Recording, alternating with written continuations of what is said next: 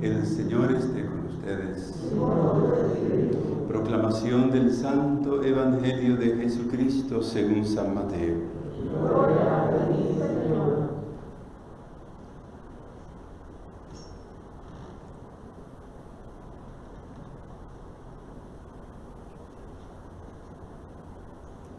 En aquel tiempo comenzó Jesús a manifestar a sus discípulos que tenían que ir a Jerusalén y padecer allí mucho por parte de los ancianos, sumos sacerdotes y escribas, y que tenía que ser ejecutado y resucitar al tercer día.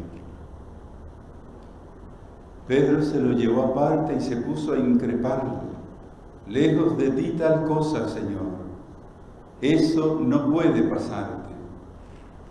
Jesús se volvió y dijo a Pedro: ponte detrás de mí, Satanás, eres para mí piedra de tropiezo, porque tú piensas como los hombres, no como Dios.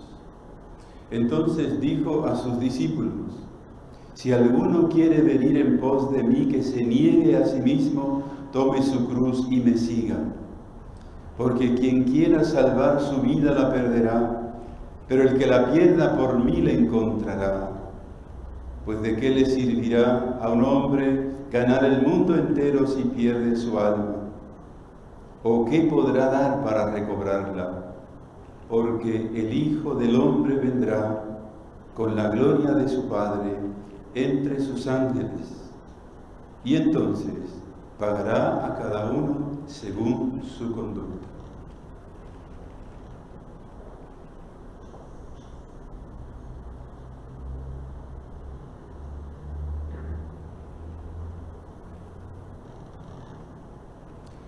Palabra del Señor. Gloria a ti, Señor Jesús.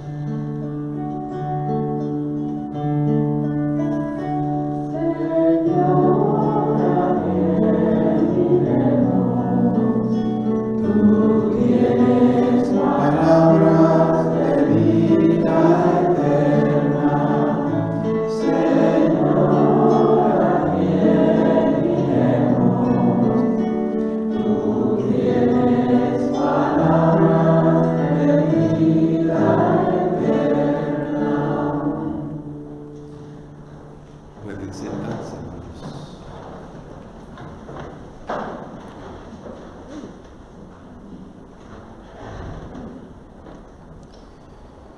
Dios, el Señor Jesús, en este trozo del Evangelio, capítulo 16 de Mateo, versículos 21 al 27. En estos 6 versículos, el Señor hace 2 grandes anuncios, 2 grandes verdades donde está cimentada nuestra fe. La fe de todos los cristianos. Nuestra fe está cimentada en la pasión, muerte y resurrección de Jesús, que es el misterio pascual. El misterio pascual para el que nos reunimos cada domingo. Este es el misterio pascual. En la misa, decía Padre Pío, la misa es el Calvario. El Calvario actualizado. Todo lo que ocurre en el Calvario ocurre en la misa. Místicamente. Y el mismo Padre Pío, a medida en que iban sucediendo los ritos de la misa, místicamente o físicamente, pero de una manera mística, porque no a todos nos sucede esto, él iba experimentando en su cuerpo los sufrimientos del crucificado, los clavos, la corona de espinas, la lanzada. Y terminaba la misa, obviamente, ensangrentado. Y por esto, cuando le hicieron esta pregunta, ¿qué es para usted la misa? Es el Calvario. Si pudiéramos verlo, nos moriríamos. Si pudiéramos sentirlo, no lo aguantaríamos. Jesús dijo, hagan esto en memoria mía. Le dijo a los apóstoles y a los sucesores de los apóstoles, obviamente. Y el segundo acontecimiento, la segunda verdad trascendental del Evangelio de hoy es la venida del Hijo del Hombre. La segunda venida de nuestro Señor. Os aseguro, dice, porque el Hijo del Hombre vendrá con la gloria de su Padre entre los ángeles, y entonces pagará a cada uno según su conducta. La carta a los romanos nos invita a la religiosidad.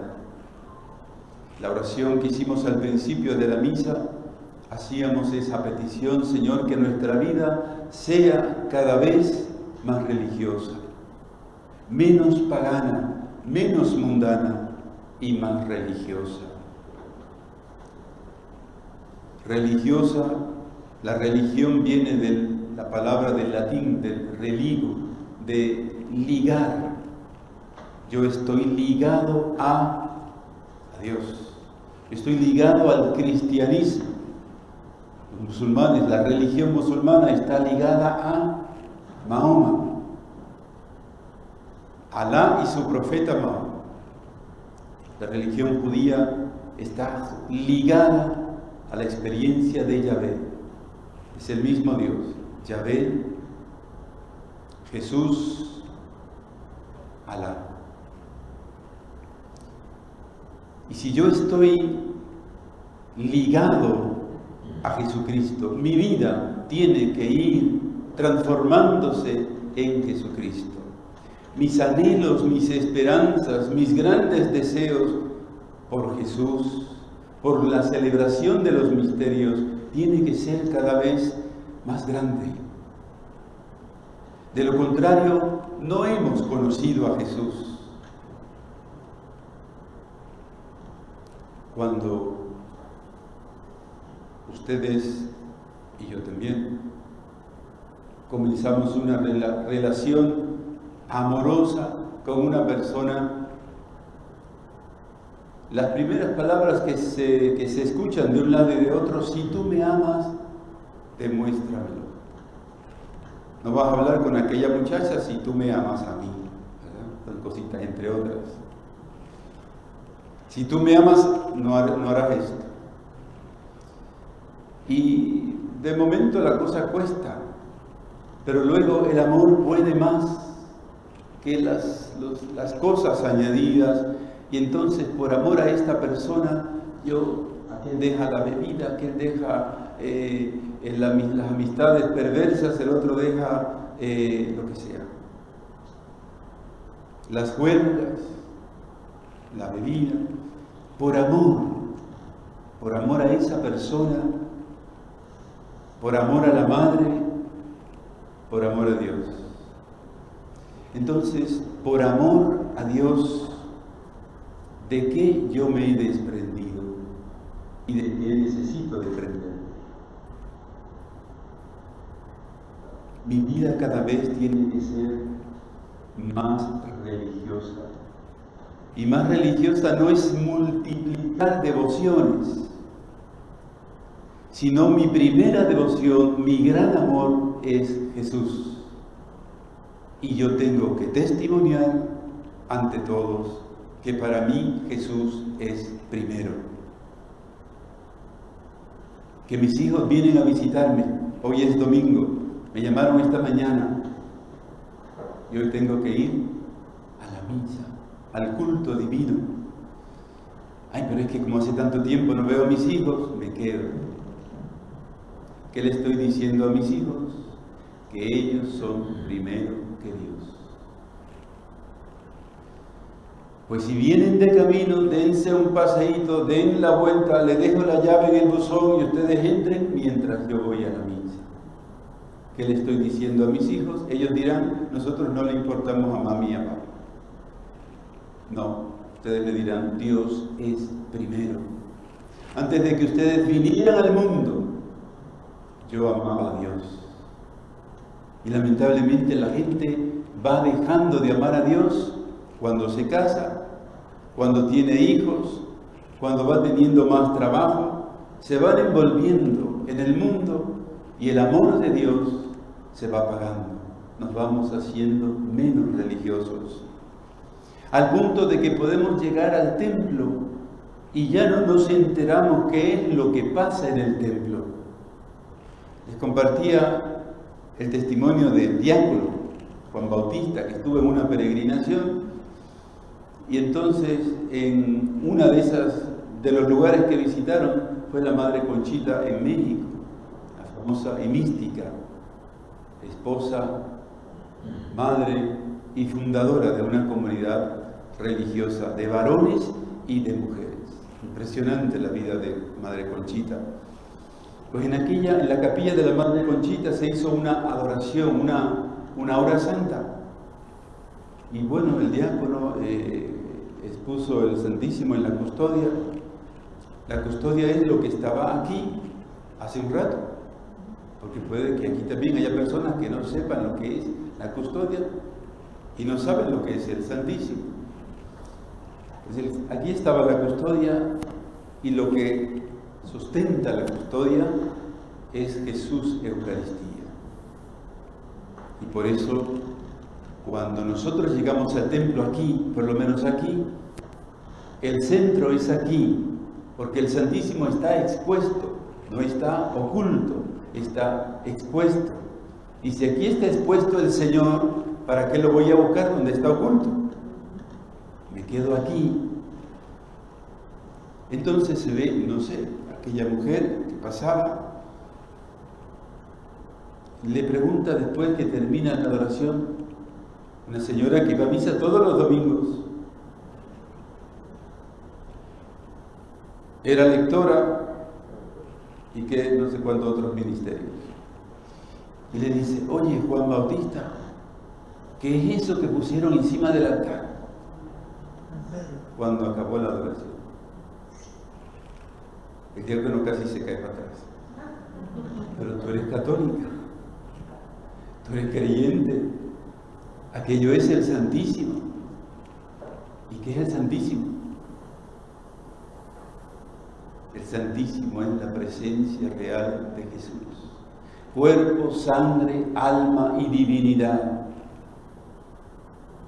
Por esto, si no sabemos quién está ahí, pasamos por aquí al frente como si no hubiese nadie.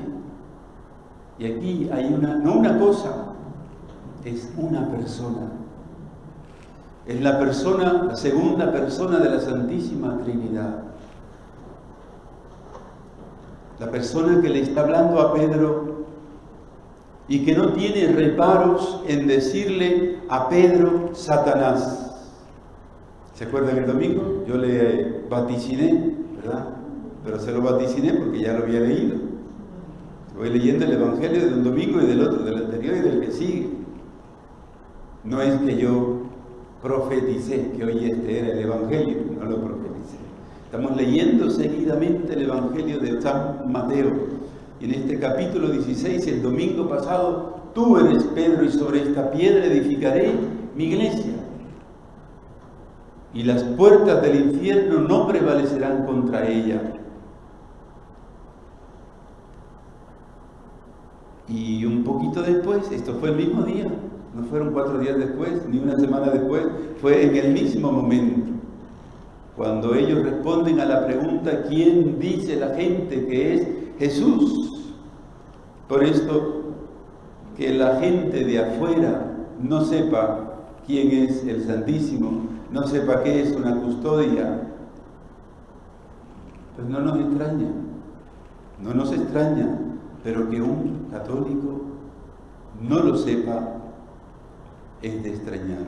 Que nosotros no sepamos quién es Jesús. ¿Qué ha hecho Jesús por mí? Todo lo ha hecho Jesús por mí. Entonces, en ese momento, Pedro se manifiesta como un panita, el pana de Jesús. Y los panas, ¿qué es lo que hacen? Se cuidan las espaldas. ¿Verdad? Si a ti te pasa algo, yo me meto. Y si a ti te dan, a mí me dan. Pero aquí Pedro no dijo eso. Lo va a decir después, lo dirá Tomás. Vayamos y muramos con él. En el último anuncio de la subida a Jerusalén. Este es el primer anuncio. Y después de que ellos, Pedro mismo dice, tú eres el Mesías, tú eres el Hijo de Dios. Muy bien, yo soy el Mesías, soy el Hijo de Dios.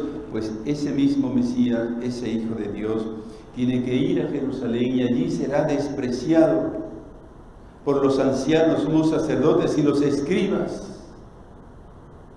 ¿De quién está hablando Jesús? De su religión, como judío. Y si la palabra de Dios es viva,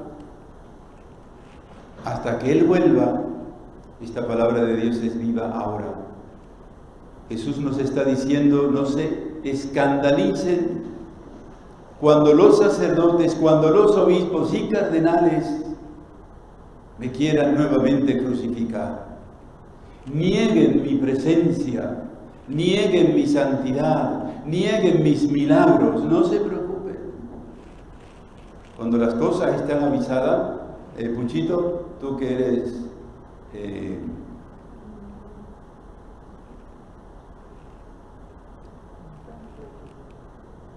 un hombre venido de la guerra, veterano, en guerra avisada, murieron muchos boricuas que fueron a la guerra, pero no es lo mismo decir hay guerra que estar en la guerra. Pues nosotros estamos avisados. Si esto sucedió una vez, sucederá permanentemente, constantemente. Habrá más Judas, habrá más Pedro que lo negarán. Habrán Santiago y Juan que ambicionarán el poder dentro de la iglesia. El trigo y la cizaña caminarán y crecerán juntos. Entonces Jesús no tiene reparos en ponerlo de frente. A Pedrito se lo llevó para acá. Ven acá cuando le quieren decir algo, ¿verdad? Vente para acá, eso, vente. Eso no te puede pasar. ¿Qué estás tú diciendo eso? Aquí estamos nosotros. Y Jesús lo pone de frente, lo voltea de frente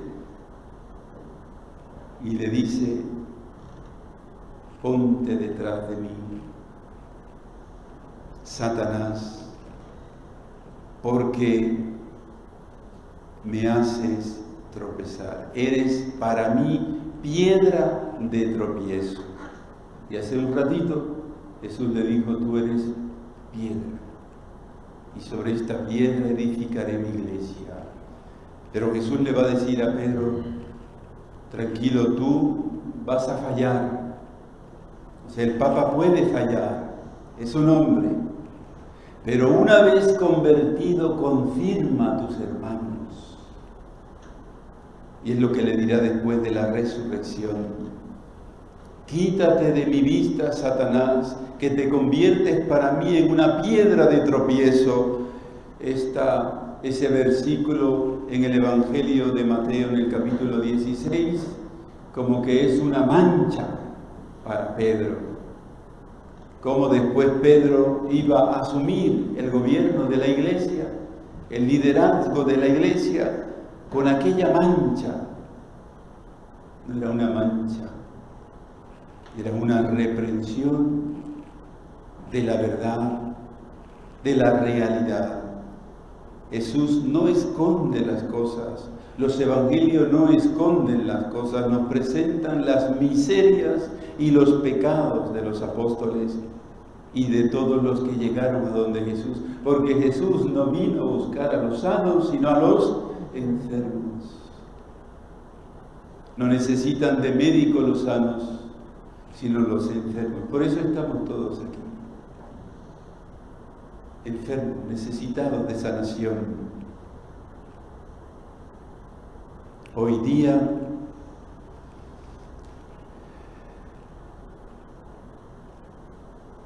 no podemos hablar del pecado. Hoy día no podemos hablar de la cruz. Hoy día no podemos hablar de la resurrección. No podemos hablar de que Jesucristo va a venir, porque eso asusta. Porque los signos que van a acontecer antes de la venida del Señor, eso es aterrador. Entonces mejor no hablamos de eso, porque basta con las noticias que tenemos por la televisión todos los días. Pues las noticias que tenemos por la televisión todos los días no son nada con los signos que precederán a la venida de nuestro Señor. Porque si lo que tú estás escuchando por la televisión todos los días no te hace convertirte ni hacerte más religioso ante Dios, ¿qué es lo que necesitamos?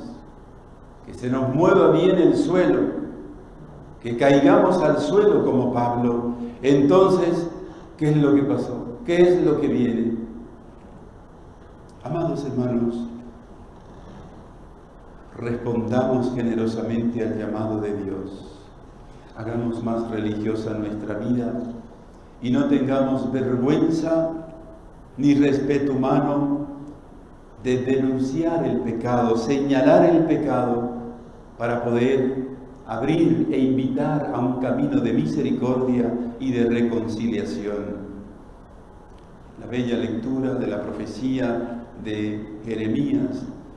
Pensé en olvidarme del asunto, está hablando de la predicación, de su profetismo. No lo recordaré, no volveré a hablar en su nombre, porque cada vez que el profeta hablaba le caía encima medio mundo, hasta los sacerdotes. Pero había en mis entrañas un fuego que me devoraba, algo ardiente encerrado en mis huesos. Yo intentaba sofocarlo, pero no podía. Ahí tenemos que llegar, hermanos y hermanas. Ahí, a ese fuego que interiormente nos devora por el reino de Dios, por la salvación de las almas. El hecho de yo decirle a una persona, muévete del pecado, sal del pecado, no le estoy insultando, ni le estoy condenando, le estoy previniendo. Cuando un médico te tiene que decir que tienes diabetes, no es una buena noticia, ¿verdad? Porque cómo nos cuesta llevar dieta.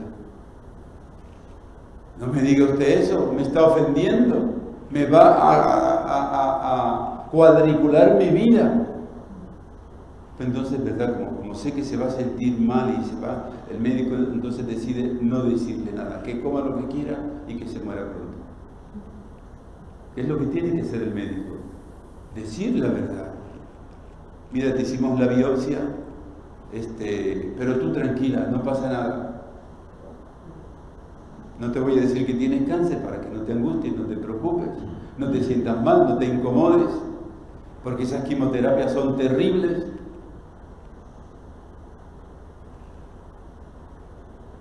¿Qué tiene que hacer el médico? Dictaminar la enfermedad y dar el remedio. Ese es Jesús y nos quiere utilizar a nosotros para ello. Pidámoselo a nuestra Madre, la Virgen Santísima. Ella nos dio el gran remedio para toda la humanidad, que es Cristo. Que abramos nuestro corazón, nuestra vida, incluso nuestro pasado de pecado, abrámoslo para que el Señor lo renueve y el Señor entre dentro de nosotros y podamos entonces vivir enamorándonos cada vez más de Cristo como lo hacemos en la vida ordinaria. Me voy enamorando y ya le hago más caso a la muchacha que a mis padres. o le hago más caso al novio que a mis padres. Y los padres se ponen terribles. Pero un día me voy a ir con esa persona, me voy a casar. Y con esa persona formaré mi vida, mi nueva familia, mi nuevo amor. Que Jesús sea nuestro nuevo amor hasta el último momento de nuestra vida.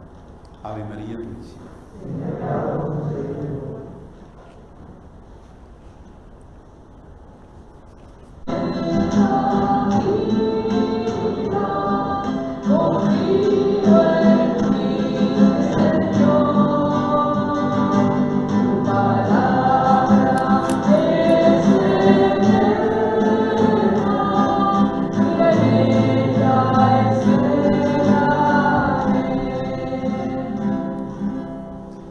El Padre de nuestro Señor Jesucristo ilumine los ojos de nuestro corazón para que comprendamos cuál es la esperanza a la que nos llama. Tu palabra me moviliza, confío en ti, Señor. Tu palabra es eterna y en ella esperaré. El Señor esté con ustedes. Proclamación del Santo Evangelio de Jesucristo según San Mateo.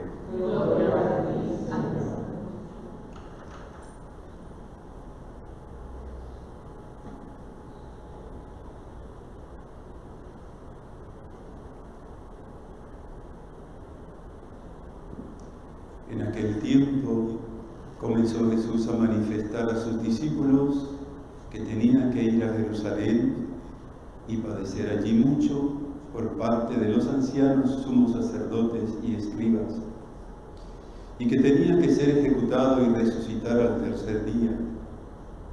Pedro se lo llevó aparte y se puso a increparlo. Lejos de ti tal cosa, Señor, eso no te puede pasar.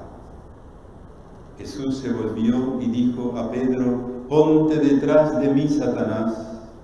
Eres para mí piedra de tropiezo, porque tú piensas como los hombres, no como Dios. Entonces dijo a los discípulos: si alguno quiere venir en pos de mí, que se niegue a sí mismo, tome su cruz y me siga. Porque quien quiera salvar su vida la perderá, pero el que la pierda por mí la encontrará. Pues ¿de qué le sirve a un hombre ganar el mundo entero si pierde su alma? ¿O qué podrá dar para recobrarla?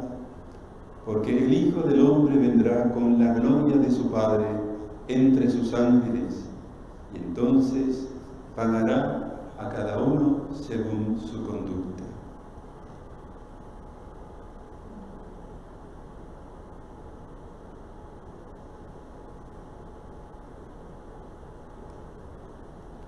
Palabra del Señor.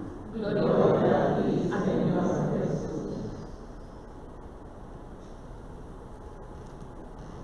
Tu palabra me da vida, confío en ti, Señor.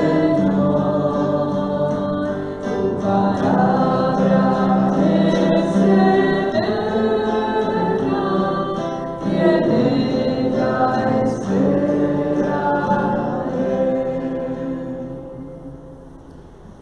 Siento, hermanos.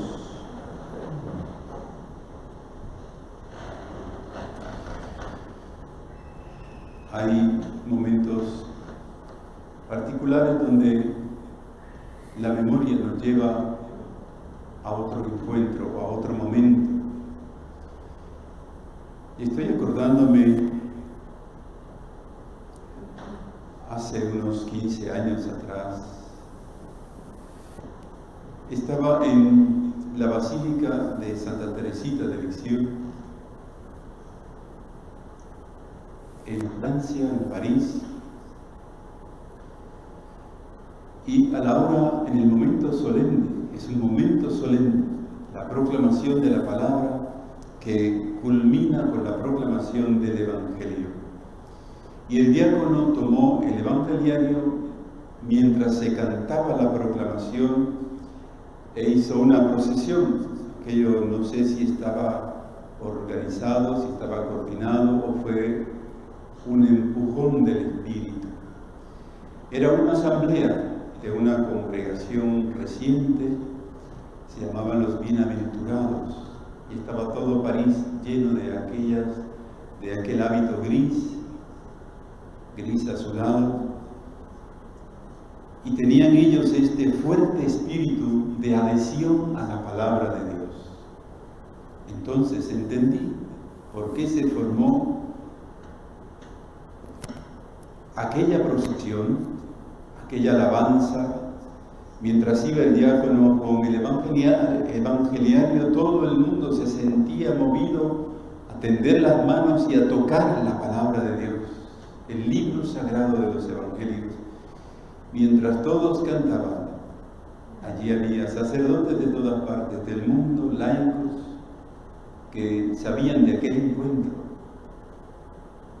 Y me impresionó grandemente aquella alabanza, aquella aclamación. Duró como 20 minutos, en lo que él pudo ir hasta el fondo y regresar, porque los fieles todos querían tocar la palabra. Dios les iba a hablar. Y cuando escucho cada vez que vengo, me dirijo a proclamar, esto no es una lectura, esto es una proclamación de la palabra viva de Dios. Es la palabra que nos mueve y por consiguiente, si es la palabra de Dios la que nos da vida, la palabra de Dios no puede cambiarse. No le podemos dar nuevas interpretaciones, sobre todo desvirtuando el mensaje original de Dios. Qué bonito tal vez sería que nosotros hubiésemos escuchado en esta página que Jesús le hubiese dicho a Pedro: oye Pedrito, te agradezco tu buena intención, tú eres muy bueno, yo sé que tú me quieres mucho, pero lo que tú estás diciendo no puede ser, ¿verdad? De una manera más, Jesucristo fue tajante. Le dijo Satanás, y ayer, el domingo pasado, le dijo: tú eres piedra, sobre ti edificaré mi iglesia, pero hoy te has convertido en piedra de tropiezo. Los que hemos sido llamados, ustedes y yo, todos hemos sido llamados por Cristo a ser piedra.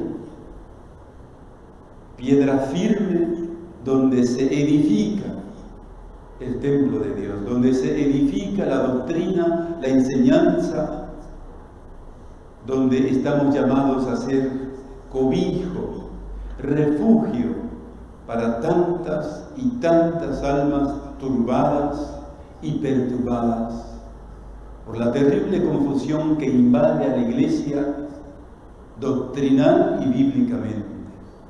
No se diga fuera de la iglesia. Entonces, si nosotros hemos perdido el estupor, hemos perdido la sorpresa, sorprendernos al escuchar la palabra de Dios, entonces, ¿qué sentido tendrá lo demás? Si la palabra de Dios no me dice, si la palabra de Dios no me mueve.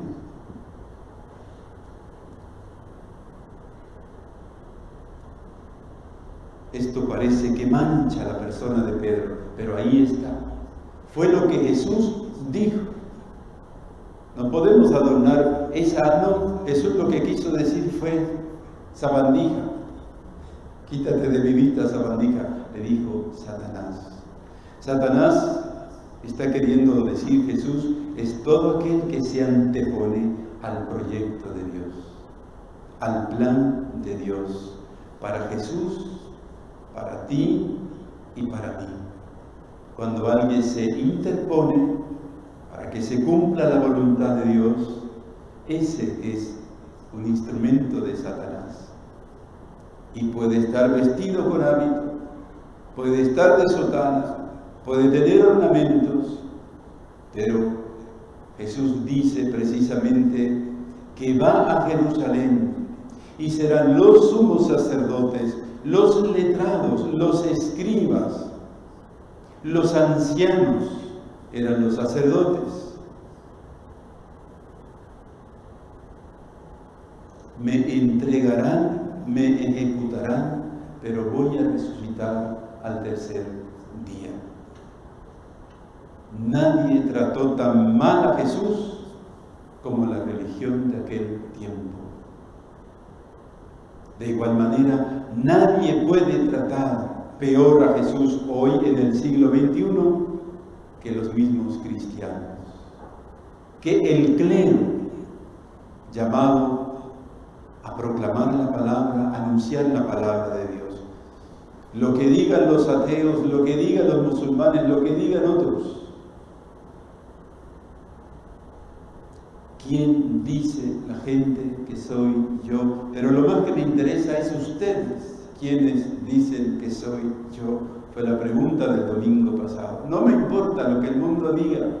Están confundidos, no se han encontrado conmigo, pero ustedes se han encontrado conmigo. Y si ustedes se han encontrado conmigo, tienen que saber decir al mundo quién soy yo. Es el Señor que nos llama a la conversión. Y si nosotros aceptamos ese camino de conversión, entramos en un camino de misericordia. No una falsa misericordia, escondiendo los delitos, escondiendo los pecados. Eso es una falsa misericordia. Tenemos que reconocer nuestro pecado para entrar en un camino penitencial de renovación. Entonces se abre para nosotros un camino de misericordia. El profeta Isaías, Jeremías, bellamente dice: cuando hablo tengo que gritar, proclamar violencia y destrucción. Eso es lo que hay que anunciar en ese momento, porque el pueblo de Israel estaba perdido. La palabra del Señor me ha servido de oprobio. Así nos vamos a sentir nosotros, por nuestra familia, por nuestros cercanos, porque al anunciarles la palabra tal cual ha sido anunciada, es un oprobio, es una ofensa. Oiga, doctor,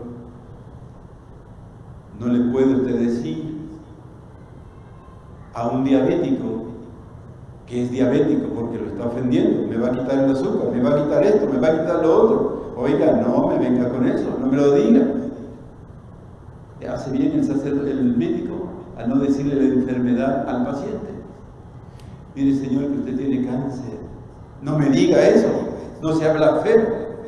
¿Cómo voy yo a tener cáncer? No siempre las buenas noticias nos agradan.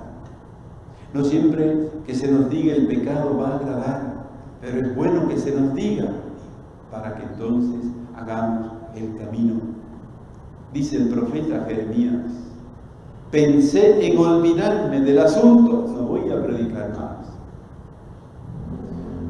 No lo recordaré, no volveré a hablar en su nombre, pero había en mis entrañas como fuego, algo ardiente encerrado en mis huesos.